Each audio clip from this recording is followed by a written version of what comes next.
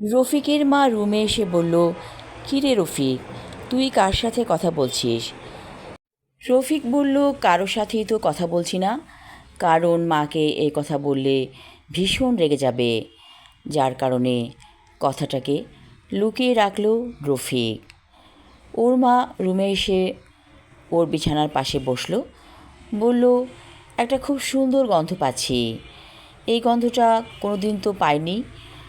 ও হ্যাঁ, মনে পড়েছে, এই গন্ধটা মাঝে মাঝে তোর বাবার কাছে আসতো। আচ্ছা রফিক, সত্যি করে বলতো, তোর সাথে কি কোনো প্রেতাত্মার দেখা হয়েছে? রফিক তাকিয়ে আছে মায়ের দিকে, মায়ের চোখে প্রশ্ন। রফিক চুপ করে আছে দেখে মা নিজেই বলতে শুরু করলো, একটা প্রেত তোর বাবাকে অনেক কষ্ট দিয়েছে।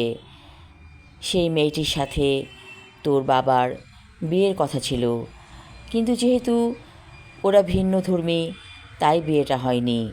মেয়েটি আত্মহত্যা করেছিল।